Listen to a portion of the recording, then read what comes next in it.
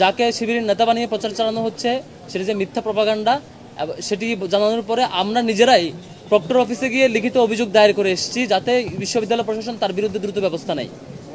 এবং এটি করবার পরে আমরা এটিও বলেছি, যদি তিনি ব্যক্তি এস এম ফরহাদ বা আমার ব্যাপারে রিড করার কারণে রিয়েকশন দিতেন তাহলে তার আগের দিনেই দিতেন, কারণ তার আগের দিন যখন রিটেন নিউজগুলো সবার সামনে আসছে আমাদের যা ফিডব্যাক সেদিন সারাদিন ফিডব্যাক দেওয়া হয়েছে।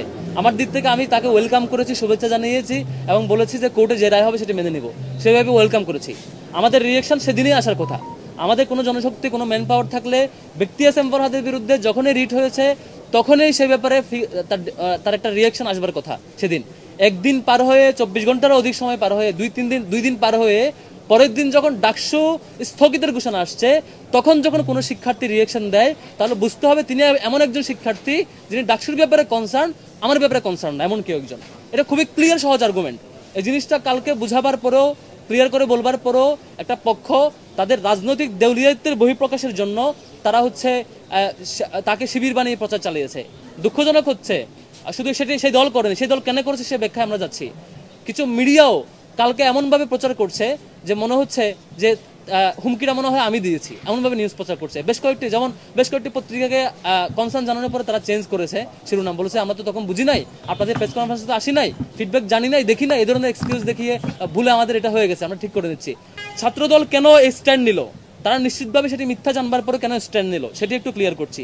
আপনারা দেখেছেন কৃষি বিশ্ববিদ্যালয়ে ছাত্রদলের লোকজন বহিরাগত নিয়ে ভিতরে গিয়ে শিক্ষার্থীদের উপর হামলা করেছে, সেটি সামনে আসে নাই, আপনারাও মিডিয়ার সামনে আনান নাই, সেটি তাকিয়েছিলেন।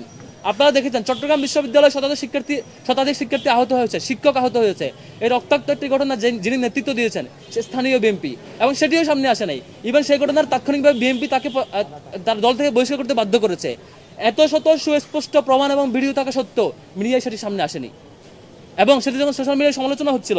তারপরে রাবির ঘটনা আপনারা জানেন, রাবিতে ডাকসুর ব্যাপারে তাদের আন্দোলন পরিচালনা পরিবর্তিত, মানে সুষ্ঠু পদ্ধতিতে আন্দোলন না করে, দাবি না জানিয়ে সরাসরি সেখানে ভাঙচুর এবং তালা ঝুলিয়ে দেওয়ার ঘটনা ঘটেছে ডাকসুকে বানচাল করার জন্য, সেটিও তারা ব্যর্থ হয়েছে। এরকম চবি, রাবি এবং বাকরিবি সবগুলো ঘটনা, সর্বশেষ ডাকসু বানচালের ঘটনা, সব কিছুতে ব্যর্থ হয়ে এক পর্যায়ে এগুলো কিভাবে ঢাকবে, এগুলো সামনে আসবে সে আশঙ্কায় শিক্ষার্থীদেরকে ভয় পেয়ে তারা এমন একটি ঘটনা করলো যেটার ব্যাপারে আমরা নিজেরা অ্যাকশন নিয়েছি, নিজেরা লিখিত অভিযোগ দিয়েছে। ইভেন যে শিক্ষার্থীর ব্যাপারে হুমকি দিয়েছে সে শিক্ষার্থীকে আমি ওভার ফোনে রিকোয়েস্ট করেছি টেক্সট করে, যে আপনি যদি কোনো ধরনের আইনি মামলা এখন না করে থাকেন দ্রুত মামলা করেন, এবং সেই ব্যাপারে আমাদের লিগাল টিম আপনাদেরকে সাপোর্ট দিবে। আমি তাদেরকে ওই ভিকটিম শিক্ষার্থীকে যিনি হুমকি পেয়েছেন সে শিক্ষার্থীকে, একে তো অভিযুক্ত ব্যক্তিকে যিনি অপরাধী তাকে পানিশমেন্টের আওতায় আনার জন্য প্রক্টর অফিসে আমি লিখিত অভিযোগ দিয়েছি। দ্বিতীয়ত যিনি ভিকটিম, যিনি হুমকি পেয়েছেন তাকেও রিকোয়েস্ট করেছে আপনি আইনি অ্যাকশন নিচ্ছেন না কেন, আপনি আইনি অ্যাকশন নেন, সেখানে আমাদের লিগাল টিম প্রয়োজন আপনাদেরকে সাপোর্ট দেবে, সেটিও রিকোয়েস্ট করেছি। এরপরও সেটি হয়নি এখন পর্যন্ত। এত কিছু মারিয়ে তাকে কেন যেন শিবির কর্মী, শিবির নেতা এই ধরনের বানানোর প্রপাগান্ডায় ব্যস্ত। তো ছাত্রলীগের যা বৈশিষ্ট্য ছিল, ধর্ষণের কেস, অন্তর্দ্বন্দ্বের কেস, কুন্দলের কেস, চাঁদাবাদের কেস, সবগুলো যখন এখন ঢাকতে পারছে না, এক বছরের মধ্যে শিবিরকে নিয়ে কোনো এজেন্ডা পাচ্ছে না, এখন শুরু হয়েছে দায় চাপানোর রাজনীতি। আপনারা দেখেছেন প্রকাশ্যে সংবাদ সম্মেলনে কেন্দ্রীয় সভাপতি সেক্রেটারিকে বলছে শিবিরের উপর দাঁড়িয়ে দাও। ঢাকা কলেজ ছাত্র দলের যুগ্ম সাধারণ সম্পাদক আলী ইমরান তিনি কি লিখছেন, এখানে ক্যাপশন আছে, আপনাদেরকে ভিডিওটা আমরা এর ফাইলটা দিয়ে দিব। আমাদের একজন তাকে তার কমেন্টটা ব্যাপারটা এমন হয়ে গেল মিয়া খলিফা নিজেকে সত্যি দাবি করছে। হ্যাঁ তোমাকে আমি দিচ্ছি। তারপর এটা আরেকজন তিনি বলছেন খাঁটি কর্মী নাকি, তার পরিচয় সহ এখানে আছে।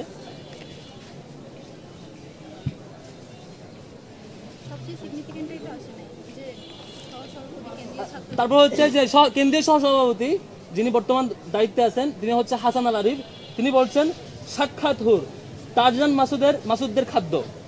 তার কমেন্ট এই যে তবে আরেকজন দেখেন, সেটা আমাকে মিন করে বলছে, আমি কথা বলতে পারি না, সেটা নিয়ে আমি নারীদেরগুলো ইয়া করি। তারপর দেখেন আরেকজন হেমা চাকমা, তিনি একজন প্রার্থীও। আমাদের আরেকজন প্রার্থীর ব্যাপারে বাজে শব্দ চয়ন লিখছেন, গগ গগ গগ সাউন্ড এখানে লিখছেন তিনি, যেটি মিন করছেন আমাদের আরেকজন নারী শিক্ষার্থী যিনি আমাদের প্রার্থী। এর সাথে নির্লজ্জ ব্যাপার। তারপর দেখেন এখানে আরেকজন, তিনি বলছেন আপু এরা আচ্ছা তুমি তুমি হিজাববিহীন জান্নাতি, তাই তুমি এদের জন্য এখন হালাল। এটা আমাদের নারী পাঠ থেকে উল্লেখ করে তিনি মেনশন করছেন। তারপর যে সহ এখানে আছে প্রোফাইলে দেখেন তার যে আমাদের বিএনপি জাতীয় নেতৃবৃন্দের ছবি আছে। তবে আরেকজন তিনিও সেম, তিনি লিখছেন আমাদের নর্তকীর কাজ হচ্ছে বিভ্রান্তি ছড়ানো, সেক্সি শিলা দিনে কাটবেন না রাতে, মানে কমেন্ট করছে তিনি, তার ছবি সহ এখানে আছে, তিনিও সেই দলের নেতা। তারপর আসেন আরেকজন মানসুর আলম, আজকে অনেক ভালো ভালো বক্তৃতা দিয়েছেন, যিনি আজকে ছাত্র দলের নেত্রী, আজকে সেই ইস্যু করে খুব গরম গরম বক্তৃতা দিয়েছেন। তাদের এই যে 30টা কেস, ধর্ষণের কেস, 44টা যেগুলো সেগুলো ভুলে গেছেন, তিনি মন্তব্য করছেন আমাদের ছাত্রী বন্ধুদের নিয়ে, শাবাদাসী পুস্টার গার্ল কমেন্ট করছেন। জুমাকে মেনশন করে বলছেন, জুমা আপনি শিবিরের ছেলেগুলোর সামনে এভাবে মন মাতানো ড্যান্স দিয়ে ওদের আওলা জ্বালা করে দিবেন, ওরাও রক্তে মাংস করা মানুষ, ওদের অস্থির হইতে হয়, প্লিজ শিবিরকে উদাহরণ করার জন্য হলো জুমাকে ভোট দিন। এবং গতকালকে স্থানীয় বিএনপি নেতৃবৃন্দ আমাদের সেই প্রার্থীর মা বাবাকে হুমকি দিয়ে আসছে। এটা খুবই দুঃখজনক। আমাদের প্রার্থী যখন বলেছে যে আপনাদের যারা যা যা করছে স্ল্যাট শেমিং এবং ইনবক্স সেগুলো সামনে নিয়ে আসবে, তারপর তার বাড়িতে গিয়ে হুমকি দিয়ে আসা হয়েছে যে তোমার মেয়ে কেন ছাত্রদলের বিরুদ্ধে বলে, যাতে কোনোভাবে ছাত্রদলের বিরুদ্ধে না বলে, বললে সরকারি চাকরি হবে না, সামনে তোমরা কেউ থাকতে পারবে না, এই ধরনের হুমকি দিয়ে আসছে বাড়িতে গিয়ে। তো এই যে একটা অবস্থা, আরেকটা উদাহরণ আপনাকে, আপনারা সাংবাদিকরা সামনে নিউজ প্রচার করতে পারেন না, আপনারা প্রচার করে আপনাদের চাকরি চলে যায়। এত বিরক্ত আমরা যে হচ্ছে আমাদের প্রত্যেকটা বোনকে অব্যাহতভাবে স্ল্যাশ শেমিং করে। আর একটা সংগঠন সকাল বিকাল নারীদের সম্মানহানিতে, আমাদের 2002 সালে ঢাকা বিশ্ববিদ্যালয় হল করতে কারা হামলা করেছিল, এটা তো এই বিষয়ে তারা অন্য সুশীল যারা কালকে বড় বড় শিক্ষকরা এসে মানে বিভিন্ন ইস্যু ক্রিয়েট করছেন, ফেসবুকে পোস্ট করছেন, আর আরো বিভিন্ন রিয়েকশন দেখিয়েছেন, হলে ঢুকে শিক্ষার্থীদের সম্মানহানি করার মতো ঘটনাগুলো তারা এগুলো নিয়ে কথাও বলে না। তারা এগুলো ছাত্রদল করেছে, ঢাকা বিশ্ববিদ্যালয় করেছে। এই যে অব্যাহতভাবে সিলেক্টিভ ইস্যু, এবং যে ইস্যুটা কোনোভাবে শিবিরের সাথে আর কোনো বিষয় না পেয়ে যেটা কোনোভাবে কানেক্টেড, অথচ তার প্রোফাইল চেক করে দেখেন ছাত্রদলের সাথে হতে পোস্ট, তার অসংখ্য পোস্ট ছাত্রদলকে অ্যাপ্রিশিয়েট করে তার প্রোগ্রামে যাচ্ছে।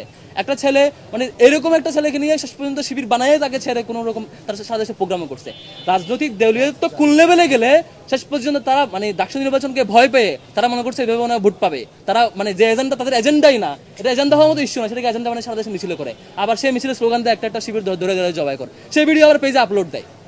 এ হচ্ছে আমাদের বর্তমান 24 পরবর্তী নতুন বাংলাদেশ গড়বার যে শপথ আমরা নিয়েছিলাম সেটি বর্তমান অবস্থা।